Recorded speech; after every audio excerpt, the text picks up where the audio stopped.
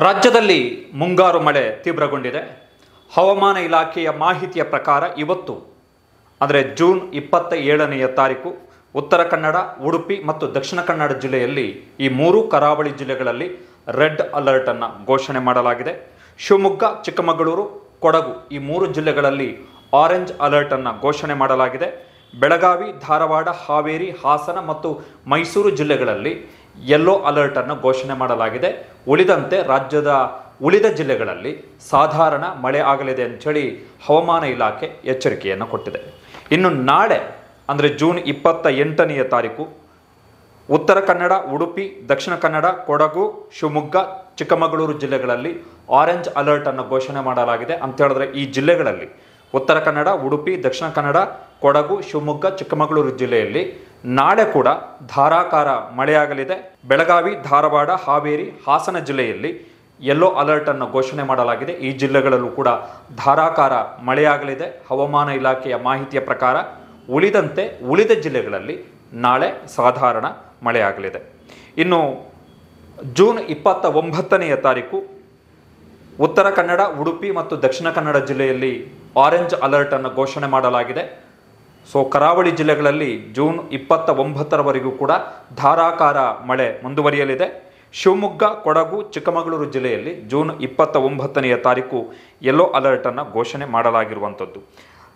ಇವತ್ತು ಮಧ್ಯಾಹ್ನ 12 ಗಂಟೆ 15 ನಿಮಿಷದವರೆಗೆ ಬೆಂಗಳೂರು ನಗರ, ರಾಮನಗರ, ಮಂಡ್ಯ, ಮೈಸೂರು, ಚಾಮರಾಜನಗರ, ಕೊಡಗು, ಹಾಸನ, ದಕ್ಷಿಣ ಕನ್ನಡ, ಉಡುಪಿ, ಶಿವಮೊಗ್ಗ, ಬೆಳಗಾವಿ, ಉತ್ತರ ಕನ್ನಡ, ವಿಜಯಪುರ ಜಿಲ್ಲೆಯಲ್ಲಿ ಮಳೆಯಾಗಿದೆ. ಅದರಲ್ಲೂ ವಿಶೇಷವಾಗಿ ಕೊಡಗು, ಹಾಸನ, ದಕ್ಷಿಣ ಕನ್ನಡ, ಉಡುಪಿ, ಶಿವಮೊಗ್ಗ, ಉತ್ತರ ಕನ್ನಡ ಈ ಜಿಲ್ಲೆಗಳಲ್ಲಿ ಬೆಳಗ್ಗೆ 8:30ರಿಂದ ಹವಾಮಾನ ಇಲಾಖೆಯ ಮಾಹಿತಿಯ ಪ್ರಕಾರ ಮಧ್ಯಾಹ್ನ 12 ಗಂಟೆ 15 ನಿಮಿಷದವರೆಗೆ ತುಂಬ ಚೆನ್ನಾಗಿ ಮಳೆ ಆಗ್ತಾ ಇದೆ.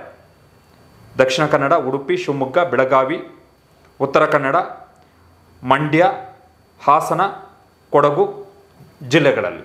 ಹವಾಮಾನ ಇಲಾಖೆಯ ಮಾಹಿತಿಯ ಪ್ರಕಾರ ಉಡುಪಿ ಜಿಲ್ಲೆಯ ಕಳತ್ತೂರು ಗ್ರಾಮ ಪಂಚಾಯಿತಿ ವ್ಯಾಪ್ತಿಯಲ್ಲಿ ಬೆಳಗ್ಗೆ 8:30ರಿಂದ ಮಧ್ಯಾಹ್ನ 12 ಗಂಟೆಯವರೆಗೆ 58.5 ಮಿಲಿಮೀಟರ್ ಮಳೆಯಾಗಿರುವಂಥದ್ದು. ಮಧ್ಯಾಹ್ನದವರೆಗೆ ರಾಜ್ಯದಲ್ಲಿ ಅತ್ಯಧಿಕ ಮಳೆ ಬಿದ್ದಿರುವಂತಹ ಪ್ರದೇಶ ಇದು.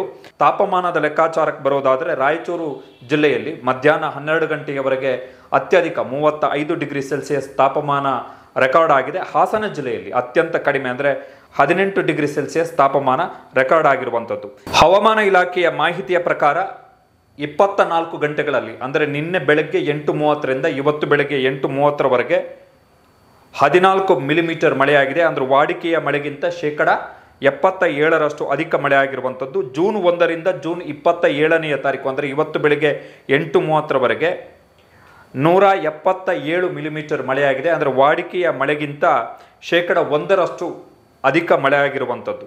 ಜೂನ್ 1ರಿಂದ ಜೂನ್ 27 ಅಂದರೆ ಇವತ್ತು ಬೆಳಗ್ಗೆ 8:30ರವರೆಗೆ. ದಕ್ಷಿಣ ಒಳನಾಡು ಪ್ರದೇಶಗಳಲ್ಲಿ ಮಳೆಯ ಪ್ರಮಾಣ 81% ಜಾಸ್ತಿ ಇದೆ.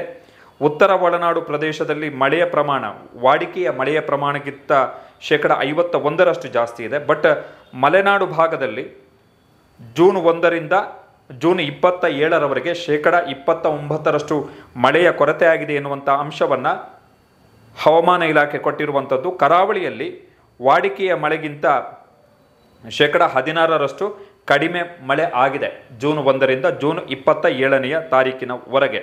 ಆರಂಭದಲ್ಲೇ ಹೇಳದ ಹಾಗೆ ಉಡುಪಿ, ದಕ್ಷಿಣ ಕನ್ನಡ, ಉತ್ತರ ಕನ್ನಡ ಈ ಕರಾವಳಿ ಜಿಲ್ಲೆಗಳಲ್ಲಿ ಜೂನ್ 29ರವರೆಗೂ ಕೂಡ ಭಾರೀ ಮಳೆಯ ಎಚ್ಚರಿಕೆಯನ್ನು ಕೊಡಲಾಗಿದೆ.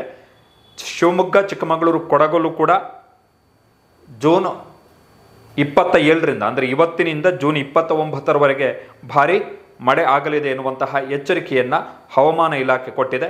ಬೆಳಗಾವಿ, ಧಾರವಾಡ, ಹಾವೇರಿ ಮತ್ತು ಹಾಸನ ಜಿಲ್ಲೆಯಲ್ಲಿ ಇವತ್ತು ಕೂಡ ಧಾರಾಕಾರ ಮಳೆ ಆಗುವಂತಹ ನಿರೀಕ್ಷೆ ಇದೆ. ನಾಳೆಯೂ ಕೂಡ ಧಾರಾಕಾರ ಮಳೆ ಆಗುವಂತಹ ನಿರೀಕ್ಷೆ ಇದೆ.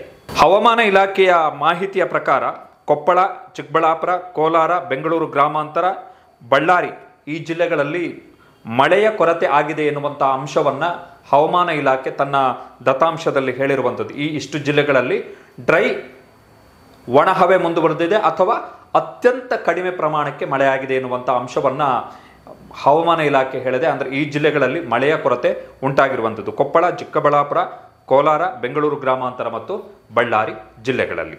ಇನ್ನು ಇವತ್ತಿನ ಮಾಹಿತಿಯ ಪ್ರಕಾರ ಬೀದರ್, ಯಾದಗಿರಿ, ಕೊಪ್ಪಳ, ಬಳ್ಳಾರಿ, ವಿಜಯನಗರ, ಚಿತ್ರದುರ್ಗ, ತುಮಕೂರು, ಚಿಕ್ಕಬಳ್ಳಾಪುರ, ಕೋಲಾರ ಈ ಜಿಲ್ಲೆಗಳಲ್ಲಿ ಇದುವರೆಗೆ ಮಳೆ ಆಗಿರುವಂತಹ ಮಾಹಿತಿ ಸಿಕ್ಕಿಲ್ಲ. ಉಳಿದಂತೆ ರಾಜ್ಯದ ಉಳಿದ ಜಿಲ್ಲೆಗಳಲ್ಲಿ ಮಧ್ಯಾಹ್ನ 12 ಗಂಟೆ 15 ನಿಮಿಷದವರೆಗೂ ಕೂಡ ಅಲ್ಲಲ್ಲಿ ವಿಶೇಷವಾಗಿ ಕರಾವಳಿ ಮತ್ತು ಮಲೆನಾಡು ಜಿಲ್ಲೆಗಳಲ್ಲಿ ಭಾರಿ ಮಳೆ ಆಗ್ತಾ ಇದೆ.